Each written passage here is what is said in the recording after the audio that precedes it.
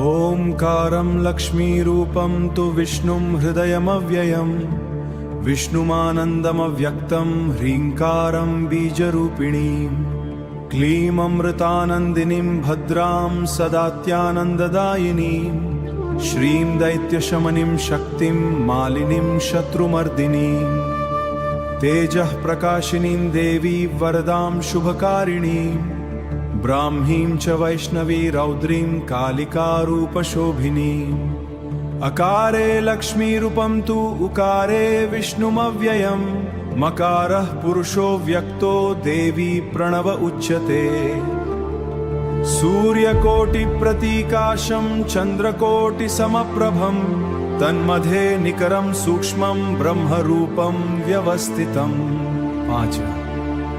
ओंकारं परमानन्दं सदैव सुखसुन्दरीं सिद्धलक्ष्मी मोक्षलक्ष्मी आद्यलक्ष्मी नमोस्तुते सर्वमंगलमांगल्ये शिवे सर्वार्थसाधिके शरण्ये त्र्यंबके गौरी नारायणि नमोस्तुते परेहं नारायणि नमोस्तुते प्रथमं त्र्यंबका गौरी द्वितीयं वैष्णवी तथा तृतीयं कमला प्रोक्ता चतुर्थं सुंदरी तथा सात्था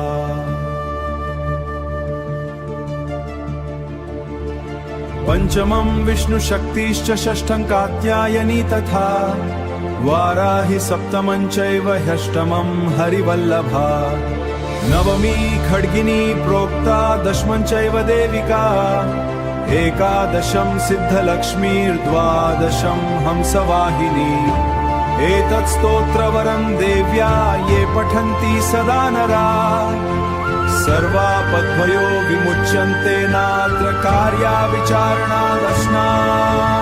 एकमासं द्विमासं च त्रिमासं माञ्चतुष्टयं पञ्चमासं च षण्मासं त्रिकालं यः सदा पठेत् ब्राह्मणः क्लेशितो दुःखी दारिद्र्यामय पीडितः जन्मान्तरसहस्रोत्थैर्मुच्यते सर्वकिल्बिषवारशः दरिद्रो लब्धपुत्रवान् भवेत् धन्यो यस्य शत्रुघ्नो वह्नि चौरभयेषु च शाकिनी भूतवेताल सर्पव्याघ्रनिपातने राजद्वारे सवस्थाने कारागृहनिबन्धने ईश्वरेण कृतं स्तोत्रं प्राणिनां हितकारकम्।